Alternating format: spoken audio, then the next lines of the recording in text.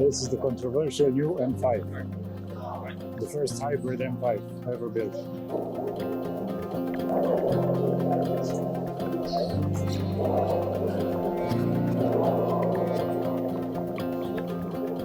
This is an Opel concept. It's called Opel Experimental. Obviously full EV with solar panels on the roof and opaque windows that turn on transparent at the push of a button. Looks very futuristic.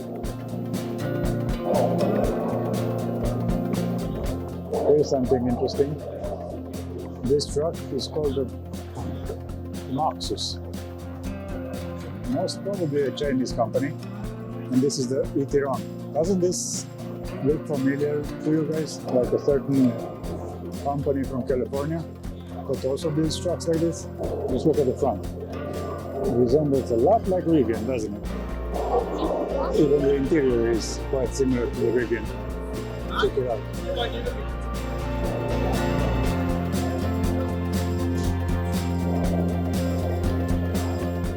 Here we have an example of a Fiat Topolino.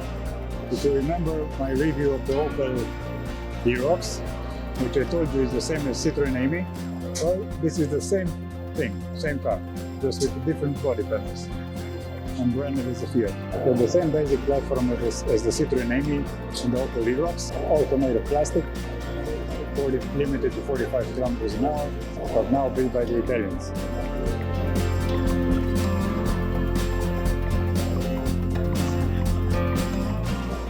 This is the new Lotus Emaya S, their new 4-door saloon. Check out this vent.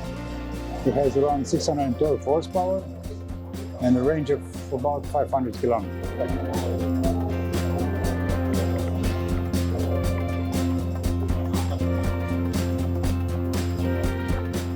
Here we also have their SUV, the Lotus Electric R. Check out the carbon fiber mirrors, which are actually housings for rear view cameras.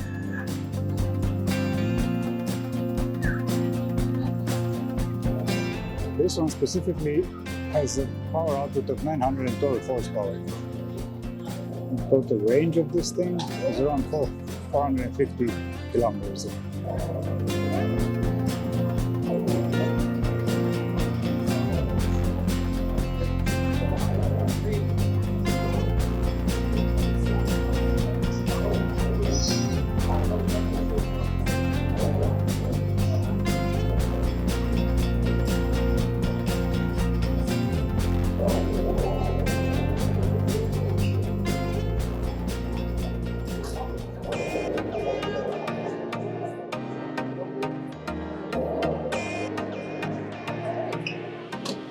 Okay, so this is the Cadillac Lyric 4-wheel drive. This option, for example, compared to the US market, on this option, the handles actually come out. On the US version, which is only rear-wheel drive for now, this is not possible.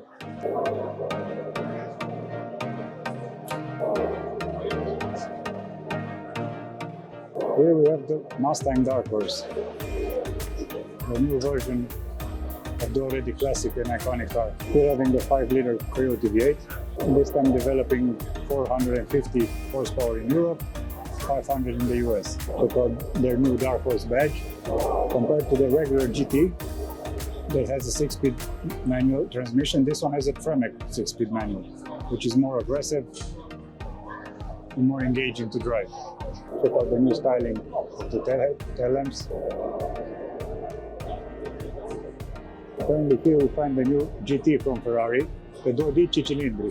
I'm surprised how in 2024 Ferrari still managed to achieve putting the NA V12 in a car, despite regulations and emissions. It's an interesting look, especially for the Supercar version.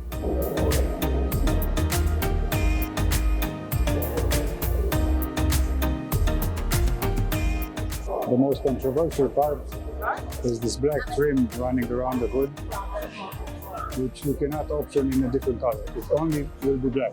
If you don't like the look of it, you can just order a black car. And here we have the new Pagani Utopia.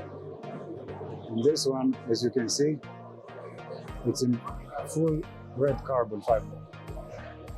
whole body is naked carbon fiber.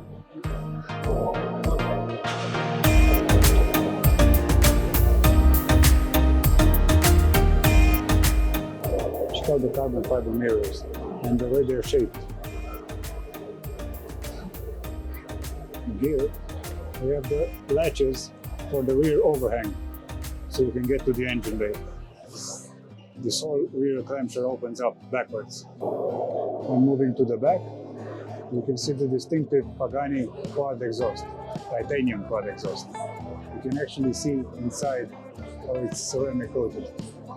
All the pipes are ceramic coated. Even from the rear, it looks stunning.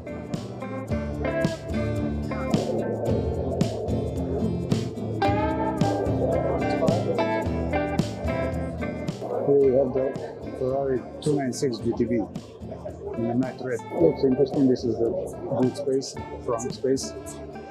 Not bad for a supercar. The 296 GTB is Ferrari's smaller lineup. It's a V6. So the 296 is the smaller lineup from Ferrari, smaller version of the SF90. This is powered by a V6 hybrid, developing in a total of around 800 horsepower. So this is the Cadillac Lyriq. This is the 500 E4, so the all-wheel version, and 500 horsepower. They also have the 420 actually, which is only rear-wheel drive. And that was mostly for the US market. Here in Europe, we have the all-wheel version and later the two-wheel drive.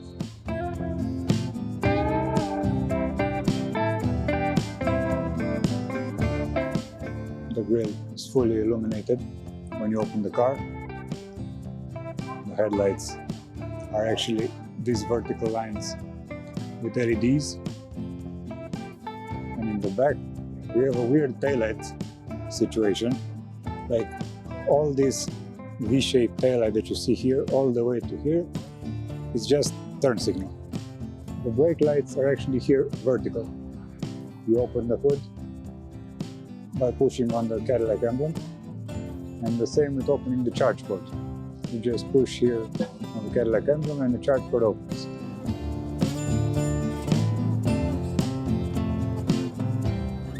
Okay, this is what level of one pedal driving of the regen? I think it's quite aggressive. It's high. Yeah. Oh, so it just has two options, on Yes. or very high. And we also have a third option actually. That is when we deactivate it, and you can control it with the black pedal there on the left side of the cylinder. You see it? Okay. Yes. It's actually very cool. You can control also- how much Yes, it yes, brakes.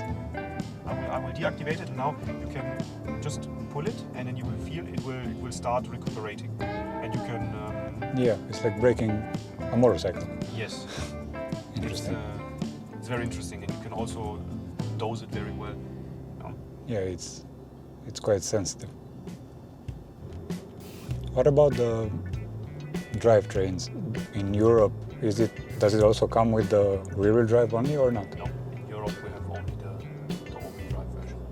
So only all-wheel drive. Yes. The rear-wheel drive, I think it's 350 horsepower or something. We don't offer that. Only in the US. Yes.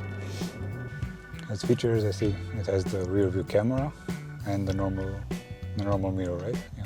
Yes. There's the normal mirror inside it, and this is the rear Rear. camera. You can also adjust it here. See, for example, you can zoom. Ah, the zoom. That's You nice. can also adjust the Up and down. So Yes. the whole mirror doesn't move. Oh yeah, Yes, it moves for the glass. Yeah, exactly. For the normal mirror. But this is now for the camera, you know. You can also adjust up and down, also the brightness and everything. Augmented reality navigation, if you remember. We don't offer that in Europe. Yeah, that's what I'm like. In Europe, I don't think it works I can only talk about the stuff that we offer in Europe, Yeah. and we don't. So because it has here another option menu, which is for that. And I was curious, but that's we only. tested it in the US then. That's nice. And it shows basically the GPS on the main screen, and You can also do that. So you can go yeah, to but map. you see like the front camera, shows you like what you see in front through the front camera, and on the camera, like here, an arrow gets, and that's augmented. Yeah, that's also not allowed. You're not allowed to film. In the speakers. Yes. The speakers are also AKG. Yes, AKG. Yeah. 19 speakers in total, 3 Including in the headrest. Yes. Yeah. I know it sounds really cool. It's very good, the sound system. Do you know what kind of suspension is equipped in these 600s? Yes, it is I don't know how to say it in English. It's a electric Damping, yeah. Yes. Because I see it doesn't squat, it doesn't pitch when you brake, it stays straight. Because that was the only thing they didn't bring on from the other models, like from the CTSV all the way to the Escalade, they had the straight. Right. They had the Magna Ride, and that's like their signature suspension is better than a lot of modern suspensions. Yeah. No? But this being a new platform, I know they didn't bring it to the Lyric.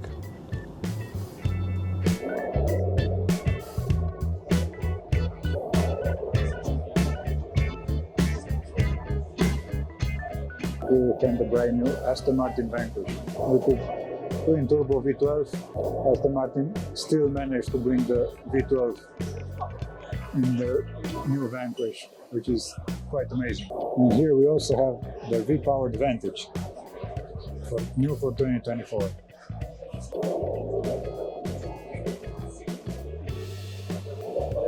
And here we also have the last version of the DB12.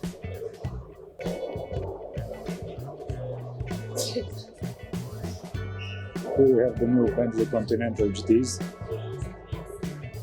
2024, and next to them the Flying Spur, a 4-door luxury limousine.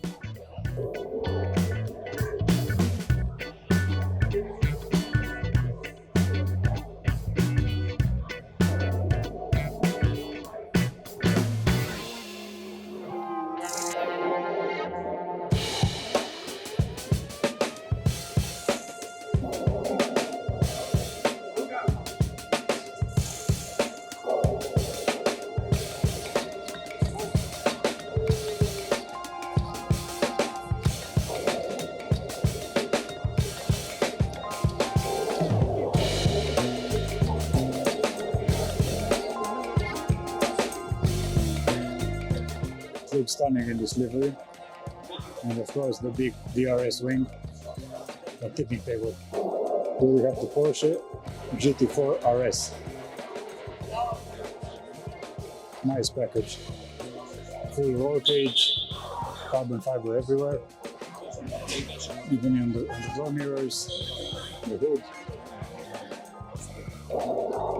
This is actually the Weissach package.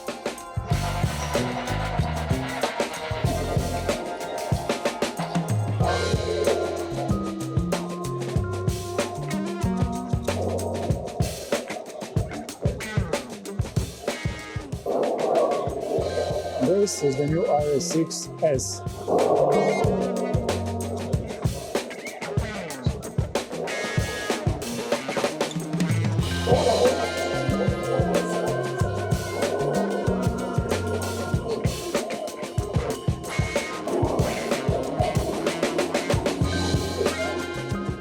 This one is actually the first Ferrari Lusso that they ever made, the predecessor of the GT4C Lusso. 4-seater configuration in a classic Ferrari. And this is the 512. Next to it, we also have the 246 GT in bright red, Scuderia red actually. Check out this beautiful 964.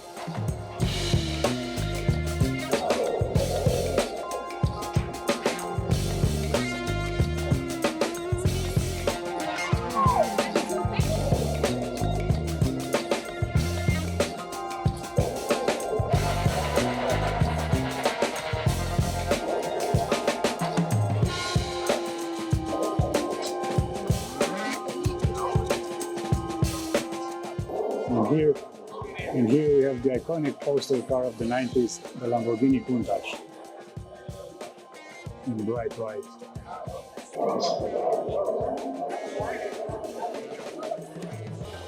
This one is actually the 40th anniversary of the Grand Prix in Monaco, which was held in 1992. From the knuckle duct to the wide rear arches and to this deep dish wheel.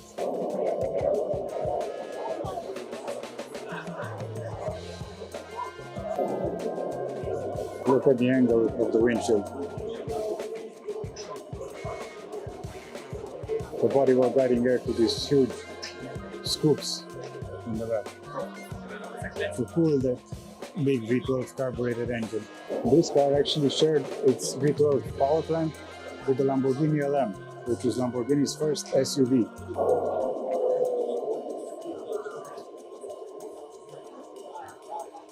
And here we have a very rare Rimac Nevera R.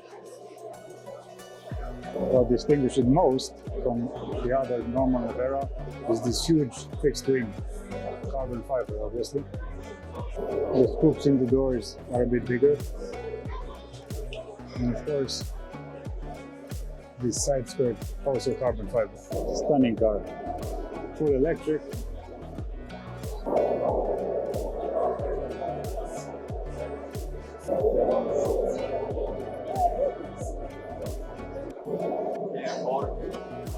Next to the Nevera R, it's another Nevera.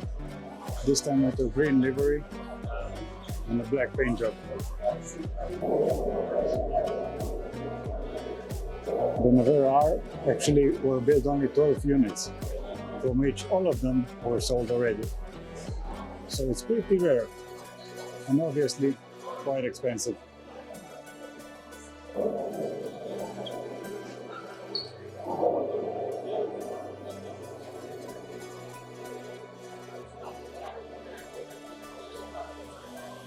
And here we have a set of classic Beamers, 2002 Turbo, 1974, the E36 convertible, which looks really cool in this dark beige.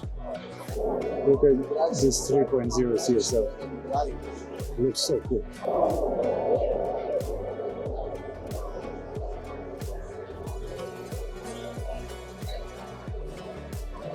Next to the original classic CSL, we have the new version of the 3.0 CSL.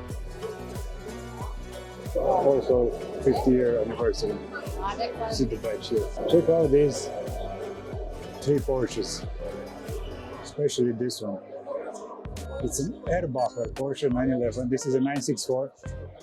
It's basically a resto mod, but keeping the classic lines and the shapes, but with an improved transmission, improved handling, and most of all, a bigger engine.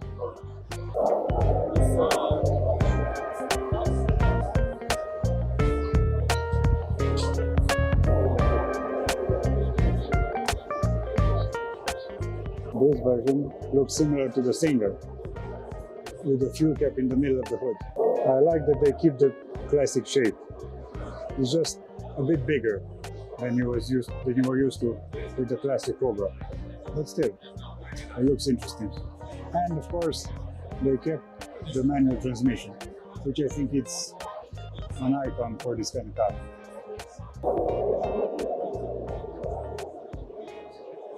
Here we have a pair of pretty rare supercars, two Pininfarina Battistas, the yellow one and this white one with the red interior. Full electric supercars based on the Rimac Nevera platform and Rimac Nevera drivetrain and powertrain.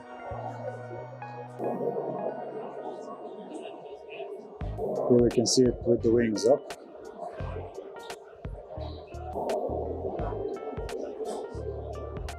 The white one looks cool too.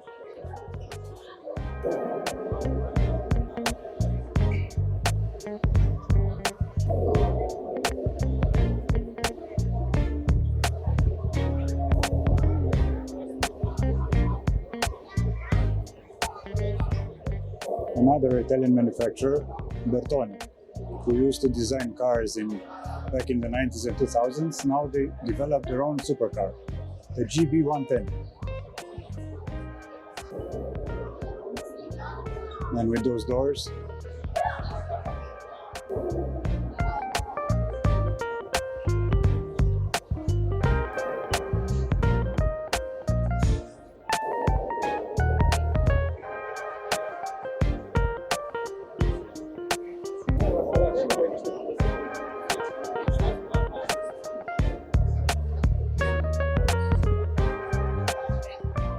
so this is actually powered by a 5.2-liter V2N engine with twin turbos, developing astonishing 1,120 horsepower.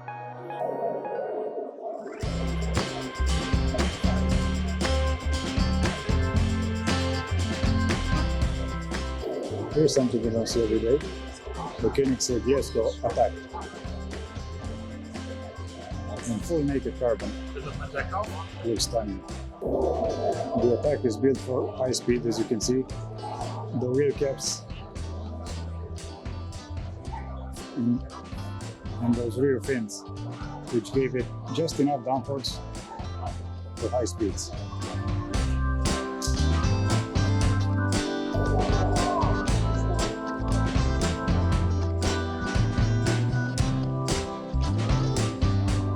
I like the symbol of the Go Squadron on the top of the hood, of the roof.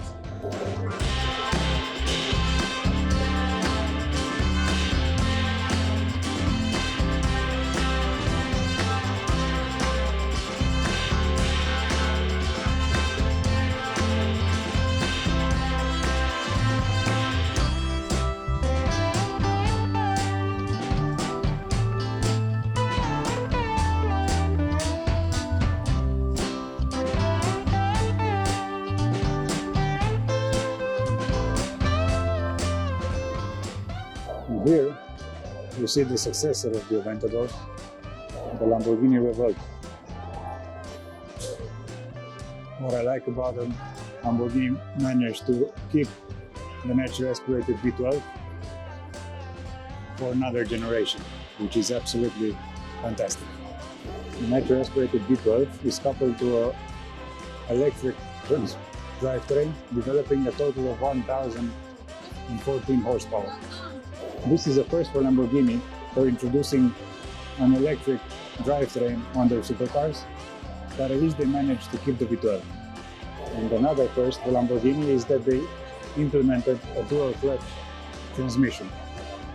So no longer they have the single clutch robotized manual, they have an 8-speed dual clutch ZF transmission, which is much smoother and easy to drive. However, what I'm worried about, and I'm not sure until I drive one, is how much of the Lamborghini soul is still kept in this car. Here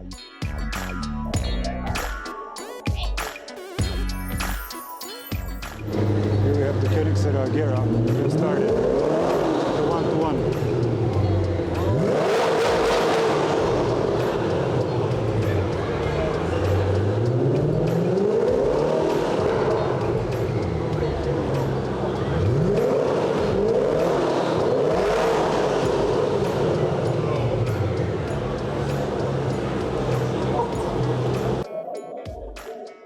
Something else we have here, almost as expensive as the Koenigsegg's, the Porsche Singer.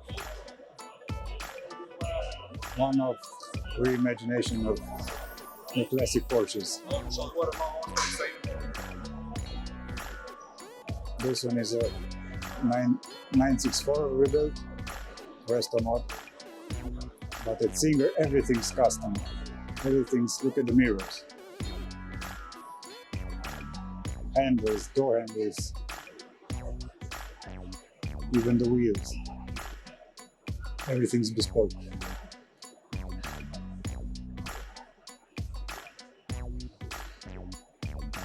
As you can see in the background, the koenigsegg Jesko. And the Jeskos.